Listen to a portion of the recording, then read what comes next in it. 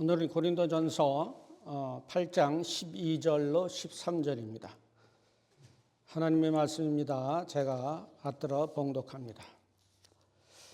이같이 너희가 형제에게 죄를 지어 그 약한 양심을 상하게 하는 것이 곧 그리스도에게 죄를 짓는 것이니라.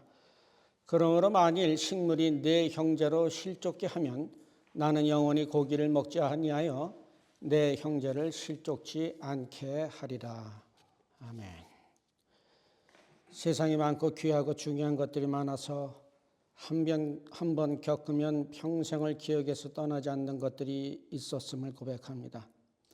그러나 주의 말씀처럼 영혼을 흔들고 귀하고 중한 말씀, 그런 말씀이 없기에 이 자리에 엎드려 싸운데 하나님 함께 하시사 결코 잊혀지지 않는 주의 말씀으로 저희들 심령 가운데 새겨질 수 있도록 하나님 함께 하여 주시옵소서.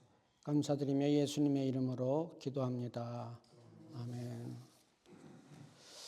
자, 오늘 드디어 고린도전서 8장에 들어왔습니다.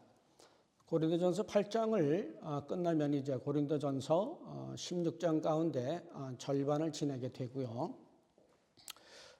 고린도전서 8장 오늘 이 말씀을 읽어 보셨는지 모릅니다만은 우상 제물에 관한 얘기를 이제 사도 바울이 하고 있습니다. 그게 무슨 얘기냐면요, 우상에게 갖다가 바친 고기를 먹을 수 있느냐, 먹을 수 없느냐 하는 이제 문제를 가지고 이제 사도 바울이 딜을 하면서 늘 사도 바울이 그랬듯이 현안 문제보다는 그 뒤에 있는 더 엄청난 신앙의 원리를 이제 소개하는 그런 시간을 이제 갖기 때문에 오늘 또 중요한 원리를 하나 배워보기를 원합니다. 먼저 1절에 보니까 우상의 제물에 대하여는 우리가 다 지식이 있는 줄 아나 지식은 교만하게 하며 사랑은 덕을 세우나니 라고 해가지고 우상에 바친 제물을 먹는 것이 옳으냐 먹지 않는 것이 옳으냐에 관하여 우리는 이미 지식이 있다, 알고 있다는 겁니다. 그러면 먹어야 돼요, 말아야 돼요? 그거에 대하여 4절부터 이제 그 지식의 내용이 이제 나오는데 그게 뭐냐면 4절에 그러므로 우상의 제물을 먹는 일에 대하여는 우리가 우상은 세상에 아무것도 아니며 또한 하나님은 한 분밖에 없는 줄 아노라. 비록 하늘이나 땅이나 신이라 칭하는 자가 있어서 많은 신과 많은 주가 있으나 그러나 우리에게는 한 하나님 곧 아버지가 계시니 만물이 그에게서 나왔고 우리도 그를 위하며 또한 한 주 예수 그리스도께서 계시니 만물이 그로 말미암고 우리도 그로 말미암았느니라. 그 결론은 뭐냐면요, 세상에는 갖다 바치고 섬기고 절하고 제물을 바치고 하는 그런 대상들이 많이 있을 수 있습니다. 그렇지 않습니까? 우리가 아마존이나 아프리카나 가면은 부족들마다 다 어떤 신을 섬기고 앉았는 거예요. 그리고 거기다가 이제 제물을 바치기도 하고 무슨 의식을 행하기도 합니다. 근데 지금 성경에서 무슨 말을 하고 있느냐면은 5절에 하늘이나 땅이나 신이라 칭하는 자가 있다. 요게 여기서 이제 신이라고 말하면 spiritual being입니다. 그래서 영적 존재들이 있다는 겁니다.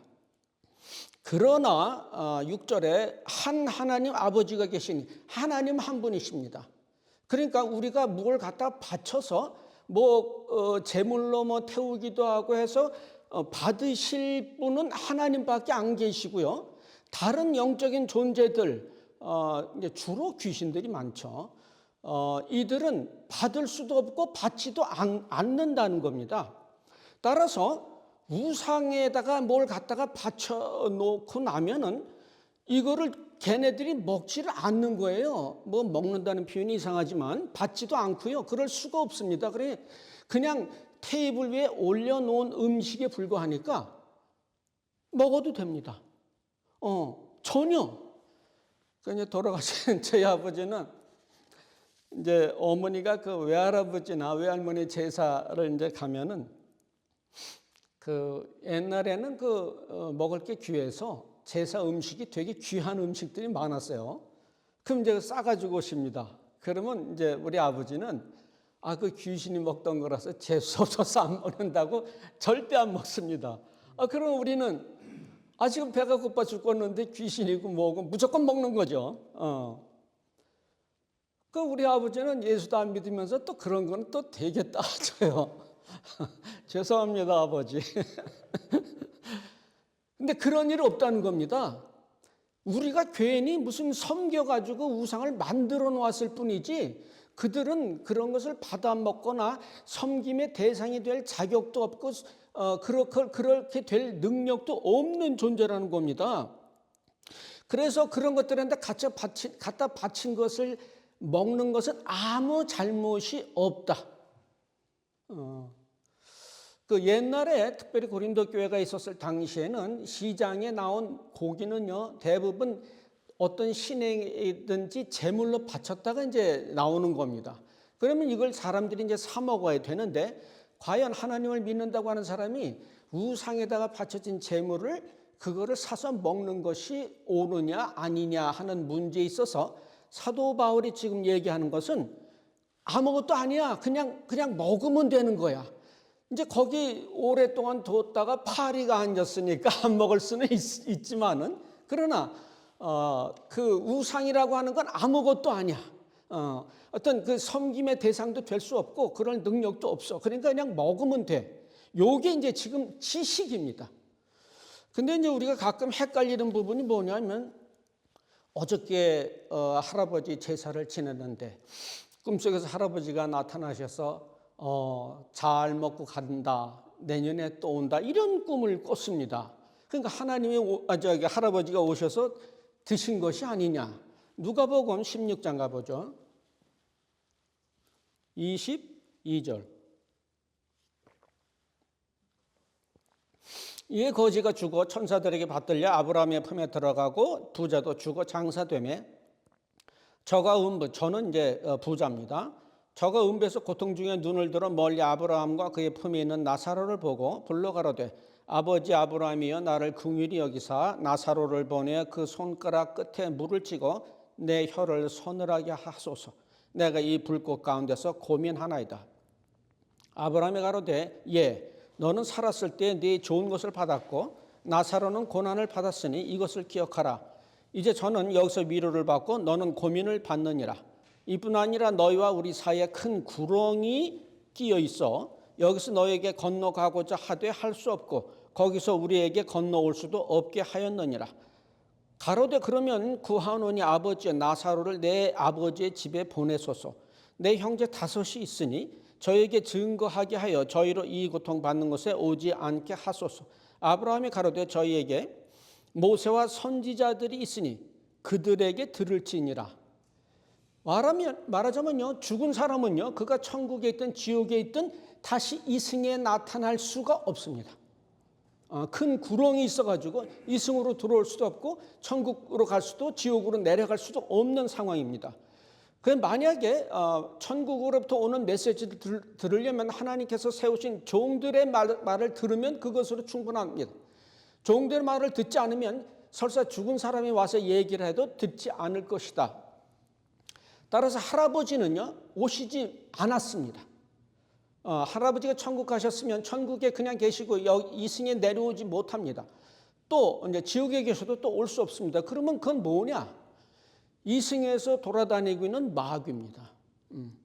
그럼 뭐 마귀가 할 일이 없어가지고 그리고 할아버지하고 나 사이에 둘만 알고 있는 어떤 비밀스러운 일도 할아버지가 거기서 다 말을 하던데 여러분 영적인 존재는요 여러분이 저 어디 속에서 한 일까지 다 알고 있고요 마음속에 있는 일까지 다 알고 있는 겁니다. 그래서 사탄이가 항상 우리들을 참소하는 것이 야 너 그러고 네가 그리스도인이냐 이렇게 하는 겁니다. 그럼 우리가 꼼짝 못하잖아요. 그럴 때 하는 얘기가 뭐예요? 야 내가 그렇지만 그리스도의 보혈로 하나님의 자녀가 됐다. 왜? 어쩔래? 떨보? 이렇게 말을 해줘야 되는 거예요. 아시겠죠? 따라서 결국은요 마귀가 나타나가지고 우리를 헷갈리게 하는데 그 이유는 성경 틀렸다 라는 말을 하기 위해서 마귀가 우리를 현혹시키는 것이기 때문에 아무리 할아버지가 아니라 할아버지가 왔어도 이것은 할아버지가 직접 온 것이 아니라고 누가복음에서 그대로 얘기를 해버리고 있지 않습니까? 성경 말씀이 맞습니까? 내 꿈에서 본 게 맞습니까? 꿈은 하루에도 12번 꾸고요. 개꿈, 돼지꿈 뭐 잔뜩 해도 복권 하나도 당첨되지 않습니다. 그래서 올 수가 없습니다. 따라서 이 땅에 우상이라고 해서 갖다 바친 것은요, 아무것도 아니고 우상에게 대하여 바친 제물을 먹는 것은요, 아무 상관이 없습니다. 그런데 지금 그렇다면 6절까지만 하고 끝냈어야 됩니다. 그죠? 그런데 그 뒤에 장황하게 뭐가 복잡하게 긴 게 나오기 때문에 이게 문제가 그렇게 간단한 건 아니겠구나라는 추측을 해보는데, 자, 뭐가 지금 문제가 됩니까? 자, 그걸 먹어도 된다고 그래서 신자가 그걸 먹었습니다. 이게 무슨 문제가 되느냐는 거죠. 여기에 지금 문제가 있습니다. 자, 1절에 보니까 지식은 교만케 한다고 그랬습니다. 그러니까 그런 사실을 알고 있잖아요. 그죠? 근데 그것이 사람을 교만하게 한다고 그래가지고 지금 사도 바울이 이 지식에 대하여 굉장히 부정적인 이 공격을 지금 하고 있습니다. 왜 그러느냐 하면요. 자, 그러면 그걸 먹지 않는 사람한테는 그것이 무엇으로 보이냐는 거죠. 먹지 않는 사람은 어떤 사람들이냐면 신앙이 아직 약해요. 그래가지고 우상한테 갇혀받쳤는데 걔네들이 먹건 그 더러운 걸 갖다가 예수 믿는 우리가 그걸 먹는다고? 그게 말도 안 되는 소리야? 라는 생각을 하고 있단 말이에요. 그런 사람 앞에서 먹어도 돼. 성경에서 먹어도 된다 그래가지고 당당하게 그것을 먹었을 때 못 먹는다고 생각하는 사람은 어떻게? 시험에 들게 됩니다. 그렇지 않습니까? 그것이 이전에는 만일 누구든지 무엇을 아는 줄로 생각하면 아직도 마땅히 알 것을 알지 못한다. 무슨 얘기냐면요. 지식이 교만하게 한다. 이 교만이 뭐냐면요. 자기가 실력이 그 정도가 아닌데 그 정도인 줄 아는 것을 교만이라고 합니다. 그러니까 자, 성경에서 우상의 제물 먹어도 우상이 아무것도 아니니까 괜찮아. 오케이. 그게 다가 아닌데 그게 다인 줄 알고 있다는 거예요. 이게 지금 이 고리타분한 바리새인들과 및 현대 교회의 뭐라 그럴까요?